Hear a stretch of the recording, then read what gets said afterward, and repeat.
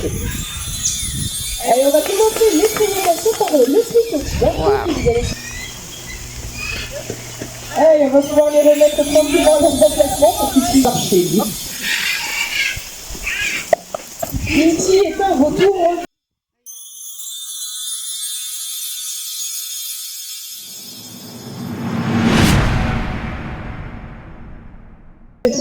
Qui naviguent dans la plus grande liberté qu'il soit. Et il n'est pas rare d'ailleurs qu'ils prennent des altitudes à 1000, voire même des fois 2000 mètres d'altitude. Aujourd'hui, avec les conditions climatiques que nous avons, vous comprenez aisément que les ascendances thermiques sont plutôt faibles. C'est pour cette raison que les vautours vont rester naturels, ils vont évoluer devant nous sur Canade. C'est l'occasion pour vous de les voir d'un peu plus près. Allez, on va commencer les présentations par le prix quotidien. Vous allez sur la barrière. Il s'agit du vautour à dos blanc, une espèce africaine. Ces trois grands oiseaux au plumage marron, ce sont les vautours. Une espèce très présente à l'état naturel en France, dans tout le massif montagnier. En France, on retrouvera trois autres espèces de vautours. Le vautour percotaire que l'on vient de voir, pour sa variété de reproduction. Le vautour moine. Et également une dernière espèce de grand vautour, c'est le gypaète barbu, Cassiopeia, qui lui a la petite particularité de se nourrir presque exclusivement de la moelle contenue dans les os de cadavres. Pour cela, il ne sera pas emporter les plus gros os en altitude pour les lâcher sur les cailloux ou les falaises en contrebas afin qu'ils se brisent, pour par la suite l'avaler sur eux. Voilà les quatre espèces de vautours présentes en France à l'état naturel dans le massif montagneux. Le vautour court étant le plus répandu. Le plus âgé entre les tourelles, elle vient de traverser, c'est Bulma, vous l'avez un peu plus là-bas sur le côté. Alors elle n'a pas encore elle le prix pour l'âge adulte. Encore une fois, l'âge adulte qui présenterait des plumes plutôt grises sur le corps. Un peu comme le vautour à dos blanc d'ailleurs, ce sera à peu près la même couleur, alors légèrement plus foncé. D'ailleurs, notre vautour à dos blanc qui n'a pas envie de quitter aujourd'hui avec la pluie. Dewan tukang. Vous entendez le son de la magnifique voix de nos vautours.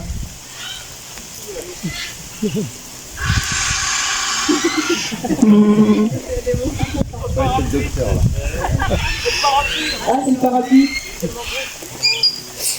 Le ami du parapluie, il est magnifique, c'est ça.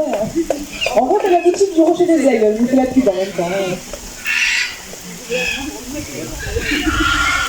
Oui, les vautours sont d'excellents marcheurs et d'excellents grimpeurs. Dans la nature, encore une fois, ce sont des oiseaux qui vont vivre sur les montagnes, sur les falaises. Grimper leur est donc quelque chose de naturel.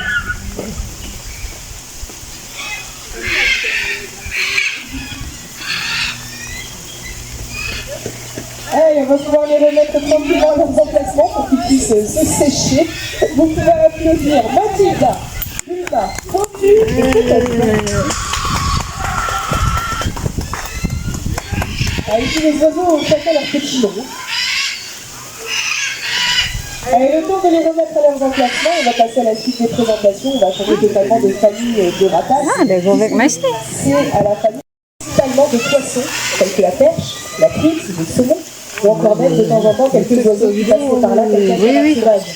Aujourd'hui, nous leur proposerons une partie de ça aura lieu dans le bassin, au milieu de l'esplanade. Normalement, les pigards ne devraient pas trop être préoccupés, on va dire, par les conditions climatiques. Nous allons vous présenter le pigard à tête blanche, notamment, qui lui vivra principalement au Canada, en Alaska et dans le nord des États-Unis. Ce genre de météo ne devrait pas trop le dépayser, même si ce sont, rassurez-vous, quand même des oiseaux qui sont nés en captivité. La plupart d'ailleurs sont nés ici au Rocher des Aigles. Et il est vrai que les pigards sont beaucoup plus à l'aise par des temps de pluie que les vautours, par exemple. Pigard de vocifère qui est en train de nous rejoindre. Pigard de vocifère, c'est le pigard africain cette fois-ci. Il a été nommé ainsi du fait des cris assez perçants qu'il effectue. C'est d'ailleurs pour cette raison que cet oiseau a été surnommé la voix de l'Afrique. Et on va accueillir sa grande sœur, Nairobi, qui elle est âgée de 4 ans. Nairobi, il commence sa partie de pêche. Ah, elle a relâché la récompense un peu plus loin. Quant au pigard de tête blanche, lui, il vient de se positionner sur la barrière au fond du parc. Et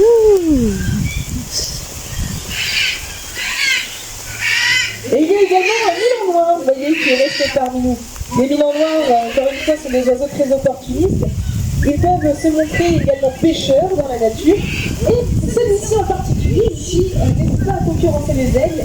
Et quand il peut, il va chipper les récompenses dans le bassin.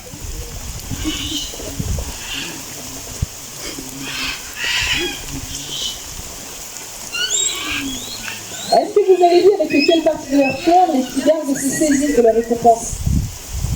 Avec les pattes, exactement.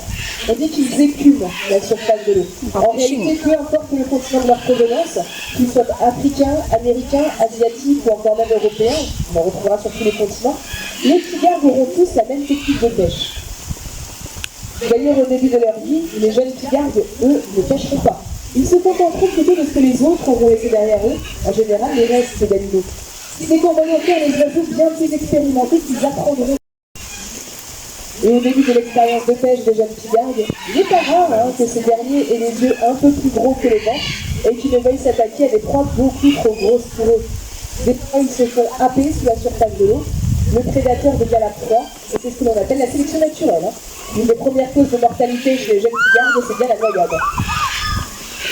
Une autre cause de mortalité chez le pigarde à tête blanche, notamment, qui est juste au-dessus, sur le perchoir. Il va me redécoller pour se poser là sur la tourelle. Une autre cause de mortalité chez cette très volontiers charognard. Allez, nous pouvons applaudir cette fois-ci Lafayette, la tête blanche, Sally et les pigardes de vocifères. Et Samba, le milan noir pêcheur.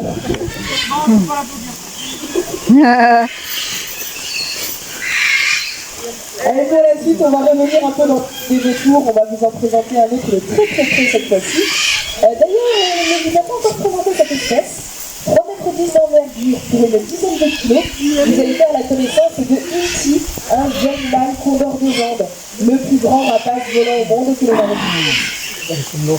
Inti qui va vous montrer que les vautours peuvent parfaitement marcher. Encore une fois, c'est une attitude naturelle chez ces oiseaux. Notamment chez le condor des Andes qui va peser entre 8 et 12 kg, voire 15 kg pour les plus gros individus. Voler va leur demander pas mal de dépenses énergétiques. Un oiseau ne volera que pour chercher sa nourriture, trouver un partenaire de reproduction ou encore même défendre son territoire. Le reste du temps, soit 70 à 80% de leur temps journalier, les oiseaux resteront plutôt au repos sur un territoire. Ici est un jeune mâle âgé de 3 ans. Il est né ici au Rocher des Aigles. C'est beau, ça. Ouais. Je vais aller vite. Alors on voit que c'est un mâle condor des Andes. De par la présence de cette crête de Tibet, des Andes, on va regarder les yeux. Une fois qu'ils s'attendent, les femelles présenteront des yeux de couleur rouge. Les mâles, quant à eux, présentent des yeux de couleur gris bleuté. C'est bien mon nom. Allez. Alors ici, il n'a pas vraiment l'habitude de se balader dans les bancs, c'est pour cela qu'il est un peu hésitant. En général, on fait hésitant. Voilà, vous pouvez applaudir notre jeune. Allez, petit saut. On l'habitue aussi également à monter sur le banc. Mais il préfère marcher, lui. Inti est un vautour marcheur. Allez, ce sera donc avec lui que nous allons laisser là le monde des rapaces pour nous intéresser à un monde bien plus coloré et bien plus bruyant, le monde des ça va la merveille, ça va vraiment bien réagir à l'agilité des rapaces. Vous allez pouvoir le découvrir avec les haras, Cacapoès et autres gris du Gabon. Avec les perroquets, on change également totalement de régime alimentaire. Eux sont exclusivement végétariens, contrairement aux rapaces bien sûr qui étaient carnivores. Les perroquets sont également des proies, dont le principal prédateur naturel n'est autre que le rapace. Voilà pourquoi il est quand même préférable de vous les présenter séparément.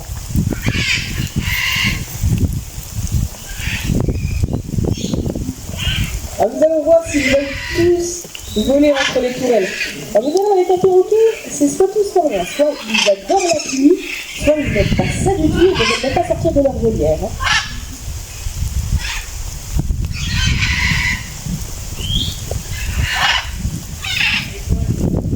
Allez, on va pouvoir débuter la présentation et on va commencer par ce petit perroquet. rose, c'est le cacatoès de 8 litres.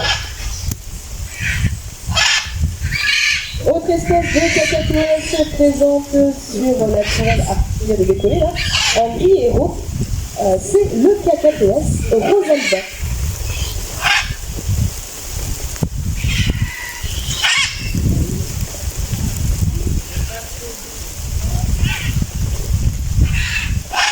Et troisième et dernière espèce de cacatoès, et je crois d'ailleurs qu'ils n'ont pas voulu quitter leur volière, visiblement.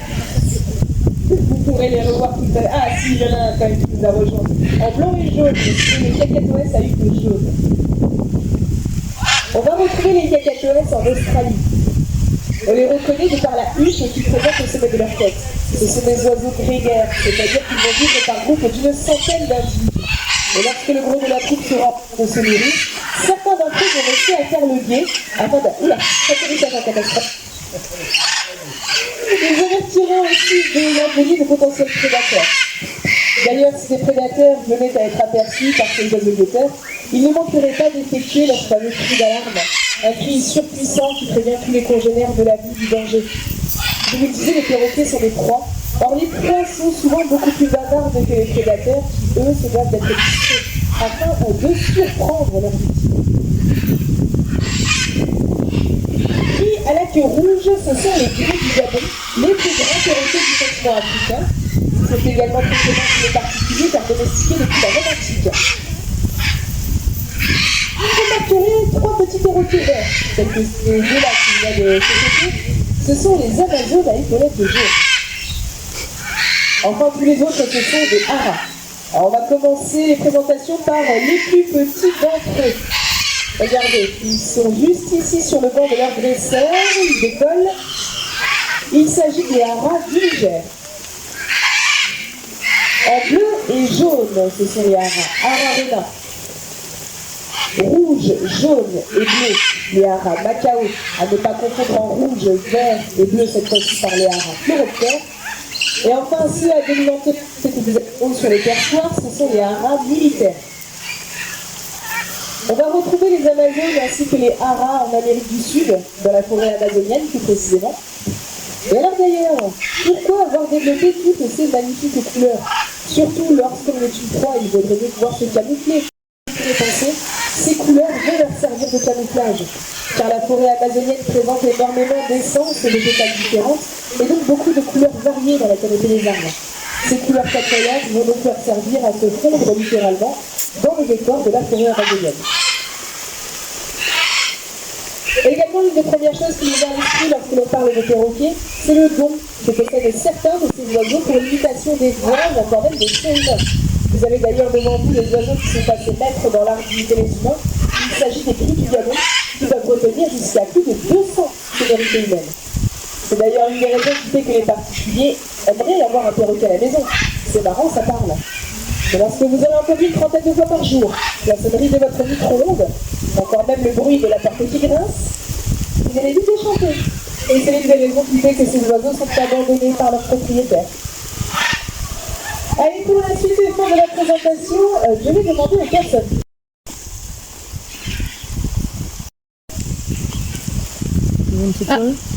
Non, you.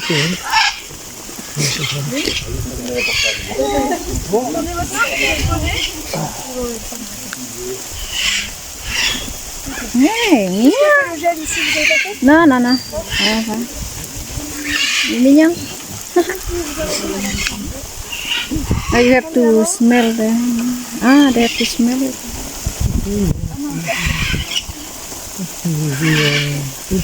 Hein? Ouais. Il faut faire une grande agilité avec leur bec. On ne sent quasiment rien.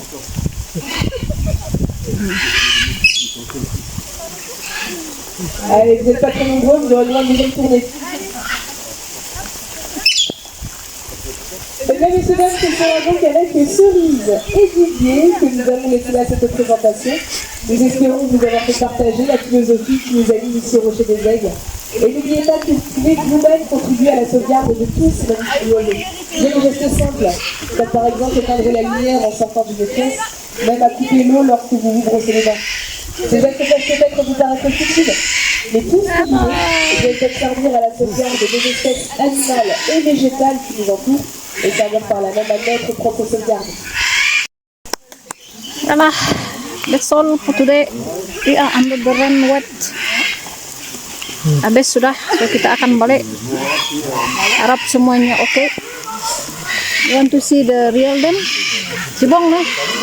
No need to go no?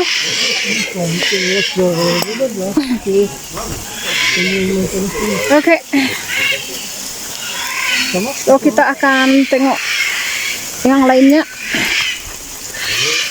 It's raining. Ya, Diren.